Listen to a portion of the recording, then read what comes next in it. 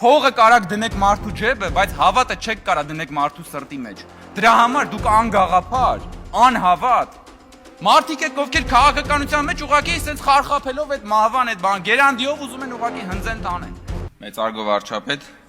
հարգելի գործընկերներ, պարոն Մինասյան, շնորհակալություն, որ եկաք։ Մյուս գործընկերները խոստացան եւ չեկան, բայց կգան կարծում եմ։ Պարոն Խաչատրյանն էլ եկավ, մնաց պարոն Օհանյանը։ Հարգելի գործընկերներ, քննարկում են կառավարության ծրագրի կատարման 2025 թվականի կատարման ընթացքի վերաբերյալ զեկույցը եւ այս քննարկման, ինչպես նաեւ նախորդող եւ վստահաբար հաջորդող շաբաթների կամ ամիսների քննարկման քաղաքական կարևորագույն թեմաներից մեկն այն է, երբ որ մենք հայտարարում ենք, որ եթե պատերազմի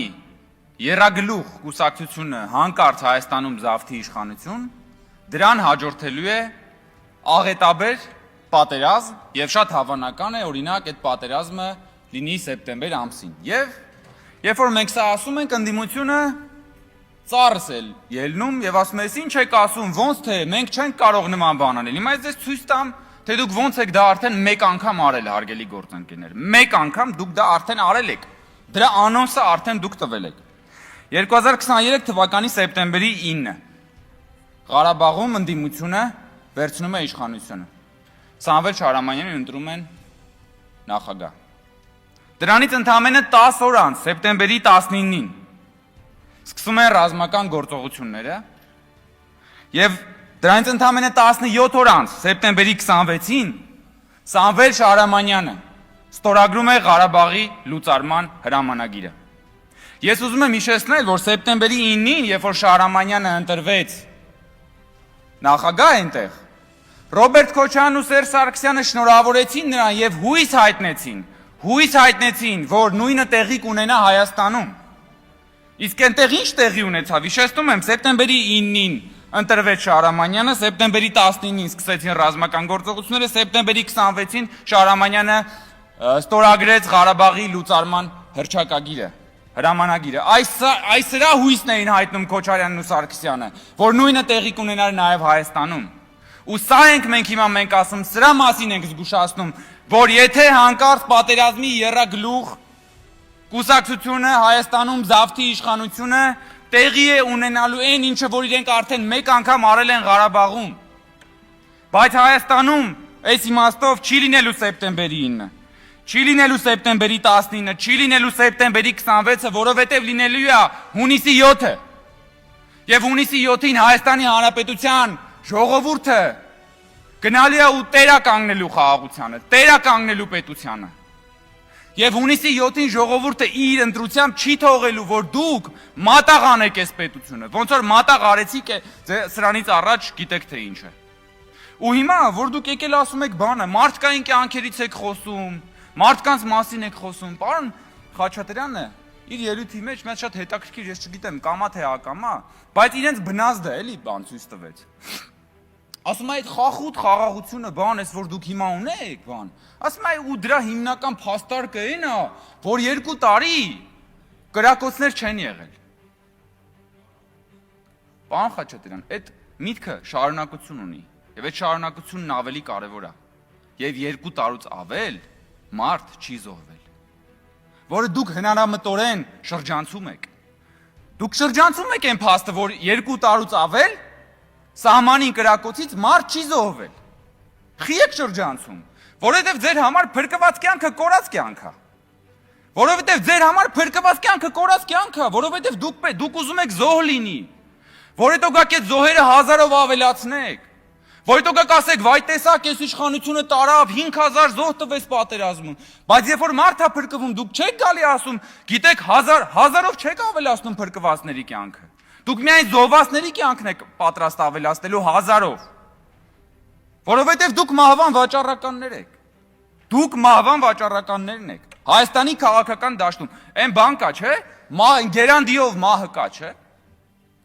Ուրեմն Հայաստանում պտտվում է գերանդիով մահը։ Եվ այդ գերանդիով մահը ուզում է այդ գերանդիով սենց հնձի կտրի Հայաստանի Հանրապետությունը, հնձի կտրի Հայաստանի ինքնիշխանությունը, հնձի կտրի մարդկանց կյանքը։ ու այդ գերանդիով մահվան վեղարը որ sense քաշես, երրագլուխ կուսակցության գլուխները դուրս կգան Ռոբերտ Քոչարյան, Սամվել Կարապետյան, Գագիկ Ծառուկյան։ Եվ այդ գերանդիով մահվան կուսակցությունը այսօր եկել խոսում է պետությունից, խոսում է մարդկանց կյանքից, խոսում է առողջապահությունից, խոսում է տարբեր վեհարժեքներից, բարոյական կոդեքսից եք խոսում, պարոն Խաչատրյան։ Բայց ձեր բարոյական կոդեքսն է դա, որ մարդկանց բանեք, այսինքն ձեր գործընկեր ուժը, որին պարոն Մինասյանն ասեց, որոնք բռնվել են ընտրակաշառքի վրա հերթական անգամ երեք, մարդկանց ասում են շուն շանգյալ։ Հետա ձեր ընկալումը, ձեր բարոյական կոդեքսը մարդու մասին դա է, շուն շանգյալ։ Ու մարդու կյանքի մասին էլ է դա հասկանում եք դա։ Ձեր համար մարդու կյանքը շան կյանք է։ Մարդու կյանքը շան կյանք է։ Ձեր կարծիքով մարդը շամպես չունի ընտրելու իրավունք, որի ձայնը կարելի է այսօր առնել, վաղը ծախել։ Շամպես չունի կյանքի իրավունք ձեր կարծիքով, չնայած շուննել ունի կյանքի իրավունք։ Բայց ձեր ընկալումն եմ ես ասում, հասկանում եք։ Հետո ասենք, որ բան են անում կաշառակերության բանի վրա, ընտրակաշառքի վրա բռնում են, ասում է բանը, կերակրող մայր է։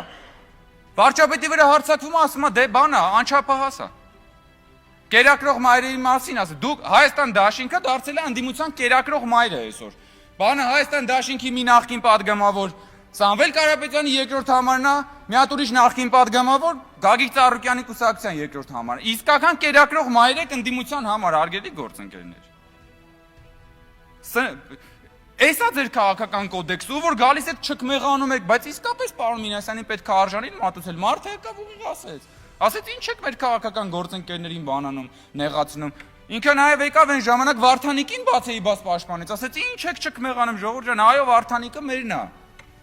Վարդանիկը իրանցն է։ Որովհետև իրանք բոլորով ոնց որ Վարդանիկը ուզում էին, որ միութենական պետության կազմի մեջ մտցնեն Հայաստանը։ Իրենց գեներալներով, այդ փախած գեներալներով, որ Սերան Օհանյանը հիմա պաշտպանում էր, այդ ձեր փախած գեներալ բանը չէր, Վիտալի Բալասանյանը չէր, որ առաջ ասում, որ հա, Հայաստանը պետքա մտնի միութենական պետության կազմ։